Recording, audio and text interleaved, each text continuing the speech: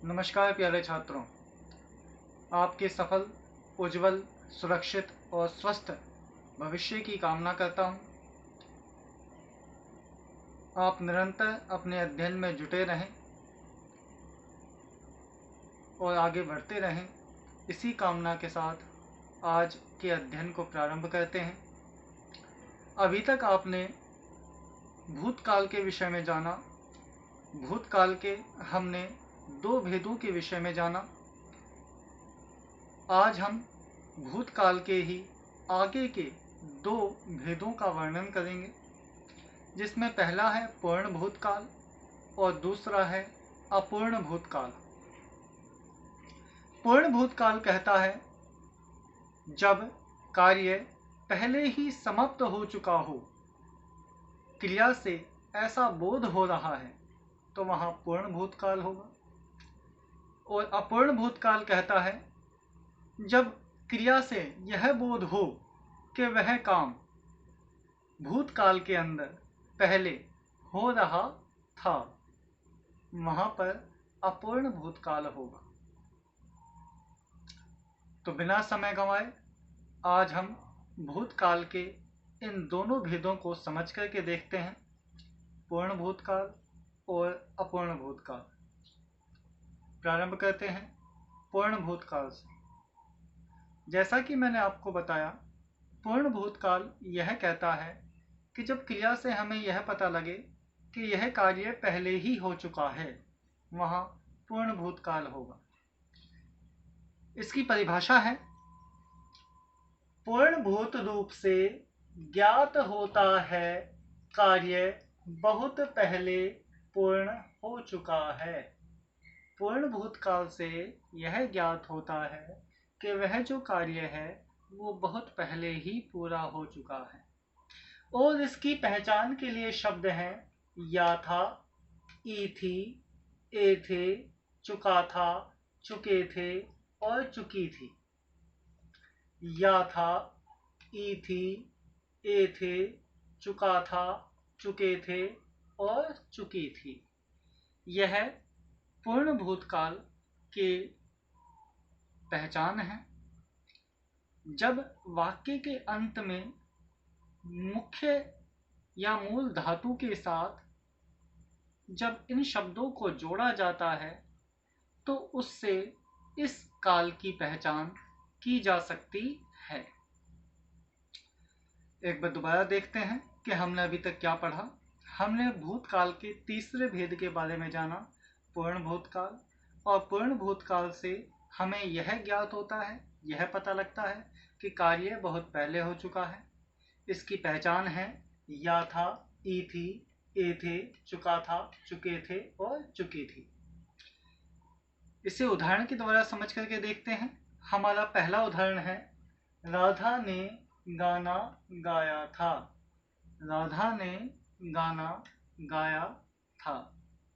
अब इस वाक्य के अंत में आप देखोगे तो या था आया था, और या था हमारी पहचान है। जिस वाक्य के अंत में या था आए, मूल धातु के साथ या था का प्रयोग हो, वहां पर पूर्ण भूतकाल होता है। यहाँ इस वाक्य में अंत में या था आया है, मूल धातु के साथ आया है, इसका मतलब यहाँ पूर्ण भूतकाल है। इसकी परिभाषा में कहा गया है कि पूर्ण भूतकाल से हमें यह ज्ञात होता है, यह पता लगता है कि कार्य पहले ही हो चुका है। इस वाक्य में भी कहा गया है कि राधा ने गाना गाया था, यानी कि वो बहुत पहले गा चुकी है।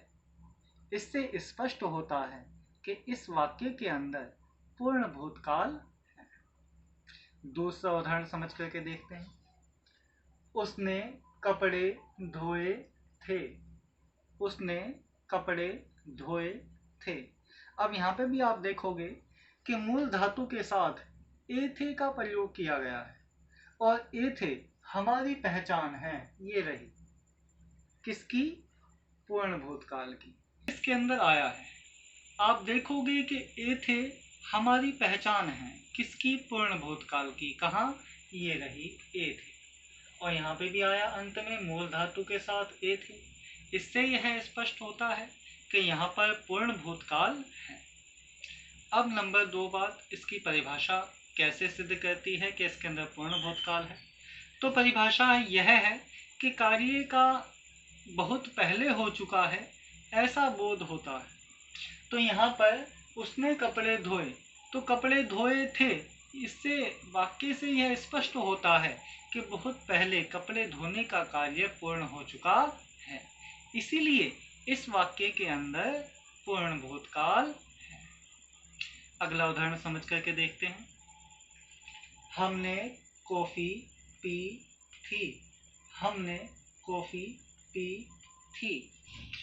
यहाँ पर मूल धातु पीना के साथ ई थी का प्रयोग हुआ है। आप देखिए, पीना और इसके अंदर ई की मात्रा है और थी है, यानी कि ई थी, और हमारी ई थी पहचान इस पूर्ण भूतकाल में यहाँ पर दे रखी है। इसका मतलब इस वाक्य के अंतर्गत पूर्ण भूतकाल है। परिभाषा के अनुसार सिद्ध करके देख लीजिए। परिभाषा कहती है कार्य बहुत पहले पूर्ण हो चुका है। उसने कॉफी पी थी, इसका मतलब यह है कि वो काफी समय पहले कॉफी पी चुका है। इससे स्पष्ट होता है कि इस वाक्य में भी पूर्ण भूतकाल का प्रयोग किया गया है। अगले उदाहरण को समझ करके देखते हैं। अगला उदाहरण है, उसने मेरी पिटाई की थी।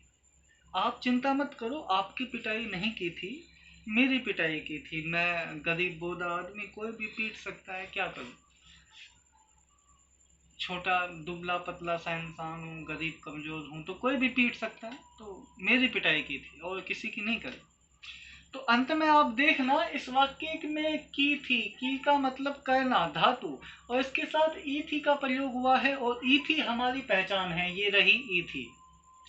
इससे स्पष्ट होता है कि इस वाक्य के अंदर पूर्ण भूतकाल है। परिभाषा के द्वारा स्पष्ट कर लीजिए। परिभाषा कहती है कार्य बहुत समय पहले पूर्ण हो चुका था। मैं बहुत समय पहले पिट चुका हूँ, अब और ज़्यादा पिटना नहीं चाहता हूँ। तो जब मैं पिट चुका हूँ, बहुत समय हो गया, तो भाई भूतकाल है, पूर्ण भूतकाल है, क्योंकि समय काफ़ी बीत चुका है ना। समझ करके देखते हैं कि उसने मेरी पिटाई की थी, यानी कि पिटाई बहुत समय पहले हो चुकी है। इससे यह स्पष्ट होता है कि इसके अंदर पूर्ण भूतकाल का प्रयोग किया गया है। आगे समझ करके देखते हैं अगला उदाहरण। ओलों से फसल नष्ट हो चुकी थी। अब इस वाक्य में अंत में आया है चुकी थी। ये देखो, चुका था, चुके थे, चुकी थी, ये हमारी पहचान के अंदर है। इससे स्पष्ट होता है कि इस वाक्य के अंदर पूर्ण भूतकाल का प्रयोग किया गया है। परिभाषा के द्वारा स्पष्ट कर लो। कार्य होने का बहुत समय पहले हो चुका है ऐसा बोध होगा। वाक्य पढ़ के देखते हैं। ओलों से फसल नष्ट हो चुकी थी, इसका मतलब ओलों से पहले ही फसल नष्ट हो चुकी है, यानी कि बहुत समय पहले यह कार्य हो चुका है। इससे स्पष्ट होता है कि यहाँ पर पूर्ण भूतकाल का प्रयोग किया गया। अगले उदाहरण को समझ करके देखते हैं। अगला उदाहरण है, शिव ने 2009 में यह बच्चा गोद लिया। शिव ने 2009 में यह बच्चा गोद लिया। अब आप इस वाक्य में देखोगे और कहोगे कि सर इस वाक्य में तो एक भी पहचान नहीं है, अब हमें कैसे पता लगेगा जी पूर्ण भूतकाल है या नहीं है? जी पूर्ण भूतकाल है। कैसे पता लगेगा, इसे समझ करके देखते हैं। पूर्ण भूतकाल की परिभाषा यह है कि कार्य बहुत समय पहले हो चुका है ऐसा हमें ज्ञात होगा। तो आप इस वाक्य को पढ़ोगे तो वाक्य में है कि शिव 2009 में बालक को गोद ले चुका है। इसका मतलब कार्य बहुत समय पहले हो चुका है। इससे यह स्पष्ट होता है कि इस वाक्य में पूर्ण भूतकाल का प्रयोग किया गया। अगला उदाहरण समझ करके देखते हैं। अगला उदाहरण कहता है, अब पछताए होत का चिड़िया चुग गई खेत। अब पछताए का होत जब चिड़िया चुग गई खेत। यहाँ पे भी वही बात है, पहचान नहीं दे रखी है तो हमें कैसे पता लगेगा जी पूर्ण भूतकाल है। ऐसे पता लगेगा कि अब पछताने से क्या लाभ है, जब चिड़िया चुग गई खेत, यानी कि जब हमारा समय बिगड़ चुका है, हमारा काम खराब हो गया है, तो पछताने से क्या लाभ। इसका मतलब यह है कि कार्य पूर्ण हो चुका है बहुत समय पहले ही, और इससे यह स्पष्ट होता है कि यहाँ पर पूर्ण भूतकाल का प्रयोग किया गया।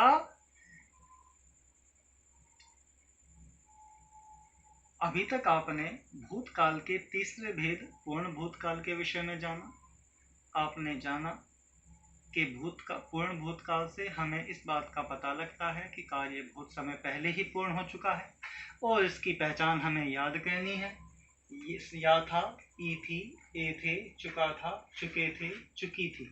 यदि ऐसे शब्द मूल धातु के साथ जुड़कर के आते हैं तो हम आसानी से पहचान सकते हैं कि यहाँ पर पूर्ण भूतकाल है, जैसा कि हमने नीचे दिए गए उदाहरणों में समझ करके देखा। अब हम आगे भूतकाल के चौथे भेद को समझ करके देखते हैं, और भूतकाल का चौथा भेद है अपूर्ण भूतकाल।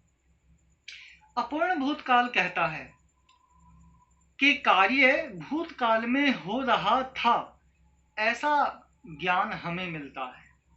जब आप वाक्य पढ़ोगे तो आपको यह समझ में आएगा कि वो कार्य भूतकाल में हो रहा था, इसलिए उसे अपूर्ण भूतकाल कहते हैं। चलो इसे पढ़ करके देखते हैं।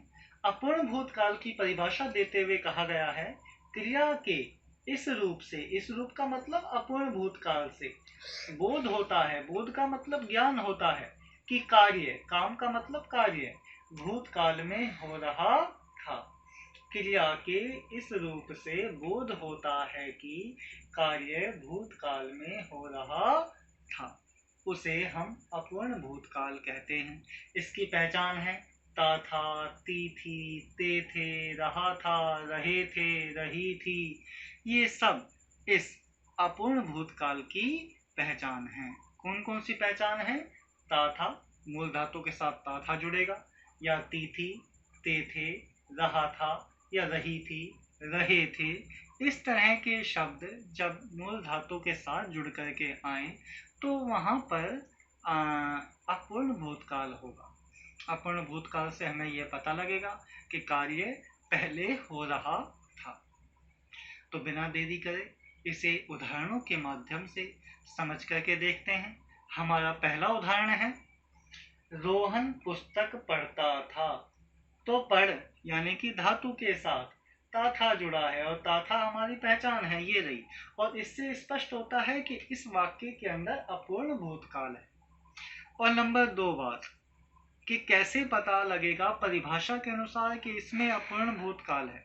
अपूर्ण भूतकाल की परिभाषा हमसे कहती है कि कार्य भूतकाल में हो रहा था, यानी कि रोहन पुस्तक पढ़ता था। इससे यह स्पष्ट होता है कि वो भूतकाल में कार्य कर रहा था, इसलिए इस वाक्य के अंदर अपूर्ण भूतकाल। दूसरा उदाहरण समझ करके देखते हैं। दूसरा उदाहरण है, वह खाना पका रही थी। तो रहना धातु के साथ ई थी जुड़ा है, और ता था, ते थे, रहा था, रही थी। इस तरह की जब जुड़ते हैं तो उसके अंदर अपूर्ण भूतकाल का प्रयोग होता है। नंबर 2 बात परिभाषा से स्पष्ट करते हैं कि कार्य भूतकाल में हो रहा था, ऐसा स्पष्ट होता है। तो राधा खाना बना रही थी, इससे यह स्पष्ट होता है कि भूतकाल में वो खाने बनाने के कार्य को कर रही थी। इससे हम इस वाक्य में अपूर्ण भूतकाल को निरूपित करते हैं। अगला उदाहरण समझ करके देखते हैं। हम खेल खेलते थे। तो इसमें खेल धातु के साथ तेथे आया है, और तेथे ये रहा इसकी पहचान। इसका मतलब यह हुआ कि इस वाक्य के अंदर अपूर्ण भूतकाल है। और परिभाषा के द्वारा सिद्ध करके देख लीजिए, हम खेल खेलते थे, इसका मतलब यह है कि भूतकाल के अंदर हम खेल खेलने के कार्य को कर रहे थे। और परिभाषा भी यही कहती है कि जब कार्य भूतकाल के अंदर होने का बोध कराता है, कि भूतकाल में वो कार्य हो रहा था, ऐसा बोध कराता है, तो वहां पर अपूर्ण भूतकाल होगा। अगला उदाहरण समझ करके देखते हैं। अगला उदाहरण है, अध्यापक पाठ पढ़ा रहा था। जैसे मैं आपको पाठ पढ़ा रहा हूं, ऐसे ही अध्यापक पाठ पढ़ा रहा था। तो रहा था, रहे थे, रही थी, ये रहा इसकी पहचान रहा था। और जब पहचान आ गई तो उससे यह स्पष्ट हो रहा है कि इस वाक्य के अंदर अपूर्ण भूतकाल है। नंबर 2 बात, आप इसको परिभाषा के द्वारा सिद्ध करके देख लीजिए। परिभाषा यह कहती है कि भूतकाल में कार्य के होने का बोध कराता है, यानी कि भूतकाल में कार्य हो रहा है ऐसा बोध कराता है, तो वहां पर होगा। तो यहाँ पर भी ऐसा हो रहा है कि जी वो पाठ पढ़ा रहा था, यानी कि भूतकाल के अंदर पाठ को पढ़ाने के कार्य को कर रहा था। इससे स्पष्ट होता है कि इस वाक्य के अंतर्गत अपूर्ण भूतकाल है। अगले उदाहरण को समझ करके देखते हैं। अगला उदाहरण है, अंग्रेज झांसी को हड़पने का षड्यंत्र रच रहे थे। अंग्रेज झांसी को हड़पने का षड्यंत्र रच रहे थे।